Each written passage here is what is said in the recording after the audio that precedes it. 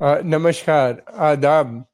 आज के इस प्रोग्राम में हम बात करेंगे प्रेसिडेंट ट्रम्प के अभी जो रिसेंटली कुछ स्टेटमेंट आए हैं वो बहुत महत्वपूर्ण हैं। उन्हीं ने एक तो ये भी कहा है कि जब उनसे पूछा गया कि गाज़ा में जेनोसाइड के बारे में तो उन्हीं ने साफ कह दिया कि ये हमारी जंग नहीं थी, ये तो उनकी जंग थी। ये कह के वो बच गए और करने लगे। लेकिन उसके साथ-साथ फ़ौरन ही उन्हीं ने ये भी कहा कि अ, गाज़ा का जो सीज़ फायर है उसके बारे में भी उन्हें कुछ नाउम्मीदी सी नज़र आई। स्केप्टिज़्म नज़र आ रहा था वो ये कि शायद ये अ, लंबे समय तक न चल पाए, इस तरह का उन्हीं ने इशारा किया। दूसरी तरफ लेकिन उन्हीं ने एक बहुत अच्छी बात कही और उसमें उनका पर्सनल मतलब अमेरिका का भी हित हो सकता है कि गाज़ा काफ़ी पोटेंशियल है डेवलपमेंट का, रीडेवलपमेंट का उन्हीं ने बात की। फिर ये भी कहा कि बहुत सुंदर जगह है, समुंदर के किनारे है, बहुत अच्छा वेदर वहाँ का बहुत अच्छा होता है। लेकिन समस्या ये भी है कि वहाँ के ऊपर गाज़ा इस समय रहने लायक नहीं बचा है। वहाँ लोग रह नहीं सकते ज़्यादा समय तक। इसलिए कि पता नहीं हज़ारों बॉम्ब हैं अनएक्सप्लोडेड, पूरा मलबा हो गया है, मकान इस लायक नहीं बचे हैं कि उनमें कोई रह सके। सारे ज़्यादातर बर्बाद 90% से भी ज़्यादा बर्बाद कर दिए गए हैं। तो इस बीच में वहाँ पे कैसे होगा, फिर उसके बाद ये भी कहा जा रहा है जिसके बारे में हम काफ़ी बात भी कर चुके हैं कि 14 साल मिनिमम और कुछ रिपोर्ट्स अब नई जो आई हैं, वो ये कह रहे हैं कि 21 साल भी लग सकता है और फिर ये भी कहा जा रहा है कि गाज़ा को वहाँ से लोगों को हटाया जाए, तो मलबे की सफाई की जाए, बम जो अनएक्सप्लोडेड हैं उनको निकाला जाए और उसके अंदर लोग भी बहुत से दफ़न पूरी-पूरी फैमिलीज़ दफ़न हैं। बहुत से कहा जाता है 10,000 के करीब भी हैं लोग, अलग-अलग रिपोर्ट है, कोई कन्फर्म रिपोर्ट मेरे पास नहीं है। तो इस तरह की बातें वहाँ पे हो रही हैं। ये भी है कि उनको कहाँ भेजा जाए, कुछ इज़राइल कहता है कि उनको वहाँ पे भेज देना चाहिए, इजिप्ट जिसके बॉर्डर वहाँ से मिलते हैं यानी रफ़ा क्रॉसिंग को से निकाल के इजिप्ट में भेज दिया जाए और सिनाई में एक नया शहर बना दिया जाए। अब एक नई रिपोर्ट आई है कि उनको इंडोनेशिया में सेटल किया जाए, हालाँकि इंडोनेशिया के प्रेज़िडेंट का कहना है उनके पास कोई ऐसी इन्फॉर्मेशन नहीं। तो अलग-अलग बातें हैं। गाज़ा के अंदर गाज़ा के मुश्किल ये है कि अरब इश्यूज़ पे अरबों का कोई ज़ोर नहीं रहता। जो कुछ भी ज़ोर रहता है, वो या तो अमेरिकन प्लान करते हैं, अमेरिकन एजेंडा सेट करते हैं या अब इज़राइली। अरब ओपिनियन क्या है ये नहीं पता चल रहा। इजिप्ट ने तो मना किया है लेकिन ये कि कितने दिन तक रोक सकते हैं? क्या वो रोकने में सफल होंगे? इतना ज़्यादा इकोनॉमिक डिपेंडेंसी है उनकी अमेरिका के ऊपर और फिर अगर इनका प्रेज़िडेंट ट्रम्प का प्रेशर आएगा तो मुझे नहीं लगता कि वो बहुत ज़्यादा समय तक रोक पाएँगे उसको। लेकिन ये है कि अगर नहीं आए, अगर उनको बुलाते हैं फ़िलिस्तीनियों को तो अंदर एक क्राइसिस उनके यहाँ खड़े होने का डर नज़र आता है। ये भी कहा है कि एक और ख़बर काफ़ी चर्चा में है आजकल। इनके जो प्रेज़िडेंट ट्रम्प ने जिनको अपॉइंट किया है अपना मिडल ईस्ट एनवॉय स्टीफ़न अ, विटकॉफ, उन्हीं ने कहा है कि 4 पॉइंट प्रपोज़ल किए हैं मिडल ईस्ट पीस के लिए, उन्हीं ने कहा है कि बहुत इम्पोर्टेंट है। एक तो कहा है कि सॉवरेनिटी सब देशों की बनी बनी रहनी चाहिए, इकोनॉमिक डेवलपमेंट होना चाहिए, बड़ी अच्छी बात है and partnership and diplomatic reciprocity, यानी सब देश आपस में डिप्लोमेटिक टाइज़ करें और अच्छे रिश्ते बनाएँ और ये है कि पार्टनरशिप भी उनके बीच में होती है। उनका इशारा इज़राइल की तरफ है यानी सऊदी इज़राइली जो होना चाहिए पीस डील, यानी सऊदी अरेबिया अब्राहम अकॉर्ड को जॉइन करने की बात की है। प्रेज़िडेंट ट्रम्प ने लेकिन दूसरी तरफ ये भी है कि वहाँ के ऊपर और भी दिक्कतें हैं। इस सबसे बड़ी बात तो ये है कि अभी तक सऊदी अरेबिया ने ऐसी कोई बात नहीं की है, जॉइन करने का कोई संकेत नहीं मिला। हालाँकि वो जो थे इससे पहले जो secretary of state Anthony Blinken थे, उन्हीं ने जाते वक़्त प्रेस कॉन्फ्रेंस में ये ज़रूर कहा है कि जो बाइडेन का एडमिनिस्ट्रेशन ने से एग्री कर गए हैं सऊदी क्राउन प्रिंस मोहम्मद बिन सलमान के वो आने वाले समय में अब्राहम अकॉर्ड को ज्वाइन करेंगे। मगर इसका कोई कंफर्मेशन कहीं नहीं है, ना ही कहीं सऊदियों ने कोई कंफर्म किया है। उन्हीं ने ये बात की। क्यों बात की? ये बात हो सकता है इसलिए की हो कि वो ये दिखाना चाहते होंगे कि ये उनका एक बड़ा अचीवमेंट है। 2 अचीवमेंट वो काफ़ी उसको बोस्ट कर रहे हैं, बढ़ा-चढ़ा के बता रहे हैं। एक तो सीज़ फायर का और दूसरी तरफ ये सऊदी अरेबिया की क्राउन प्रिंस, ये तो बहुत ही बड़ा हो जाता है। ये भी बात है कि दूसरी तरफ जो सीज़ फायर हुआ है उसके लिए भी 2 क्लेमेंट हैं। जो बाइडेन कहते हैं कि उनकी वजह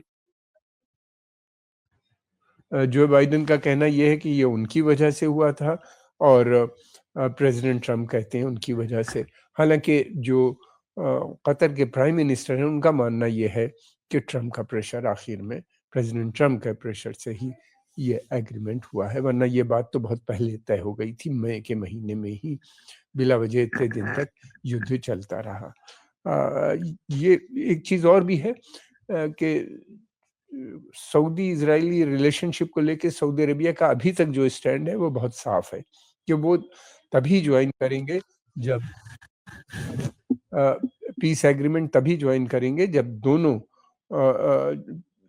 टू स्टेट सॉल्यूशन की वो बात करते हैं, यानी फिलिस्तीन इसराइल फिलिस्तीनी टेरिटरीज़ जितनी भी हैं उनके, यानी अरब टेरिटरीज़ के बारे में बात की जाती है कि उ उनसे इज़राइल वहाँ पे से विथड्रॉ करे, वहाँ पे एक पैलेस्टीनियन स्टेट का गठन हो जो कि इंडिपेंडेंट सॉवरेन होगी और दोनों जो नई स्टेट यानी फ़िलिस्तीन जो गठन होगा वो इज़राइल साइड बाय साइड आपस में मिल-जुल के रहें। तो वो कहते हैं कि हम ही नहीं बल्कि सारे अरब देश उसको रिकॉग्नाइज़ करने पे तैयार हैं और ये अरब लीग का एक पुराना डिसीजन है। कहते हैं हम उसके ऊपर फ़िलिस्तीन दूसरी मसला ये भी है उनके साथ कि क्या सऊदी जनता इसको एक्सेप्ट करेगी? ये भी एक बड़ी समस्या है उनके साथ। लेकिन ऐसा कोई संकेत सऊदी अरेबिया के अंदर से नज़र नहीं आता कि बहुत ज़्यादा क्राउन प्रिंस मोहम्मद सलमान की जो इज़राइल को लेके पॉलिसी है उस पे कोई ज़्यादा गुस्सा नज़र नहीं आता। दूसरी बात ये भी है कि इन देशों का पता नहीं चलता, सडन एकदम से बर्स्ट कर जाते हैं। प्रॉब्लम जिन्हें पता नहीं रहता कि कहाँ पे कौन-सा कुछ ट्राइब्स बहुत धार्मिक कट्टर हैं और वो इज़राइल के भी खिलाफ हैं, वो कुछ दम भी मचा सकते हैं, बगावत भी कर सकते हैं, इस तरह की। लेकिन वैसे जो है क्राउन प्रिंस की पॉपुलैरिटी वहाँ पे काफ़ी बढ़ी हुई नज़र आती है सऊदी अरेबिया के अंदर। लेकिन ये बहुत एक दूसरी चीज़ ये भी है कि अगर वो ऐसा करते हैं तो अ एक सऊदी अरेबिया का एक रोल और भी है, वो इस्लामिक वर्ल्ड में अपने को मुस्लिम उम्मा का लीडर मानते हैं। लीडर उनकी काफ़ी बड़ी सपोर्ट बेस भी काफ़ी बड़ा है इस्लामिक वर्ल्ड में, ख़ास तौर से कट्टरपंथी धार्मिक संस्थाएँ उनको पूरी तरीके से सपोर्ट करती हैं, वो काफ़ी शक्तिशाली नज़र आते हैं पूरे इस्लामिक नेशंस के अंदर। तो ये भी एक बड़ा मसला है कि वो लीडरशिप की वजह से भी चाहते होंगे कि अटैक कर दें। फ़िलिस्तीन का मसला जहाँ तक है अरबों से ज़्यादा नॉन अरब इस्लामिक स्टेट्स में फ़िलिस्तीन के लिए सपोर्ट कुछ ज़्यादा नज़र आती है। फिर ये भी है कि इसके अलावा और भी हैं, उन्हीं ने ये भी कहा है कि जो होना चाहिए मार्को रूबियो ने भी कहा है, उनका भी स्टेटमेंट आया है कि कोई नए सैंक्शन इज़राइल पे नहीं होंगे। हालाँकि प्रेज़िडेंट जो बाइडेन ने जाने से पहले कुछ इज़राइली सेटलर्स के ऊपर और कुछ इज़राइली कंपनीज़ के ऊपर जो कि वहाँ पे उसमें इन्वॉल्व थीं सेटलमेंट में से जुड़े हुई थीं, उनके ऊपर सैंक्शंस लगाया है। हालाँकि प्रेज़िडेंट ट्रम्प ने बहुत से एग्ज़ीक्यूटिव ऑर्डर्स इश्यू किए हैं जिसमें कहा जाता है कि रिवर्स अ, भी करने की बात हुई है। अब ये है कि ये भी कदम उसी तरह का था, पहले तो आपने सेटलमेंट को रोका नहीं, जो बाइडेन ने अपनी प्रेज़िडेंसी में जाने से कुछ दिन पहले इस तरह की बातें की और वहाँ पे ये हो गए। अब हम सब जानते हैं कि प्रेज़िडेंट ट्रम्प के संबंध जो हैं वो नेतन्याहू से अच्छे नज़र नहीं आते, इसलिए कि पिछली दफ़े उनको लगता है उन्हीं ने धोखा दिया उनको, उनसे प्रॉमिस किया था कि टू स्टेट सॉल्यूशन की बात की थी आखिर में, लेकिन अमेरिका ने जब सारे कंसेशन उनको दे दिए, यानी वेस्ट बैंक में सेटलमेंट को भी उन्हीं ने रिकॉग्नाइज़ कर दिया, अपनी एम्बेसी को जेरूसलम में ट्रांसफ़र कर दिया और गोलान हाइट्स को भी कह दिया कि ये इज़राइली टेरिटरी हैं, लेकिन बाद में उन्हीं ने उसको मना कर दिया। फिर ये भी है कि एक चीज़ और भी नज़र आती है कि बहुत फास्ट मूविंग डेवलपमेंट इस समय मिडल ईस्ट के अंदर हो रहे हैं।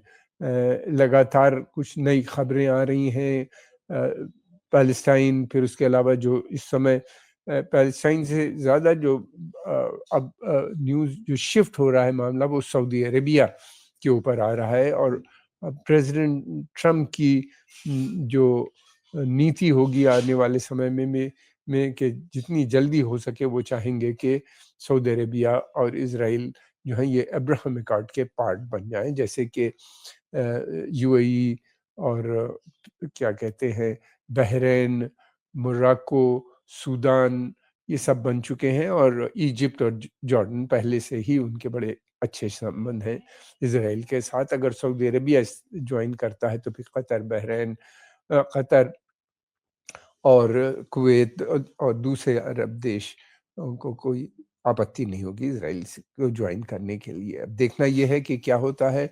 और एक चीज़ और है, एक डेवलपमेंट बहुत तेज़ी से हो रहा है। हालात जो हैं वो वेस्ट बैंक के बहुत ख़राब होते हुए नज़र आते हैं। जनीन के अंदर और दूसरी जगहों के ऊपर लगातार इज़राइली सेटलर्स ने पैलेस्टीनियन के घरों पे आग लगाना, उनकी प्रॉपर्टी को छीनना, इस तरह की खबरें वहाँ से आ रही हैं, जिसके ऊपर हम एक अलग रिपोर्ट बाद में बनाएँगे।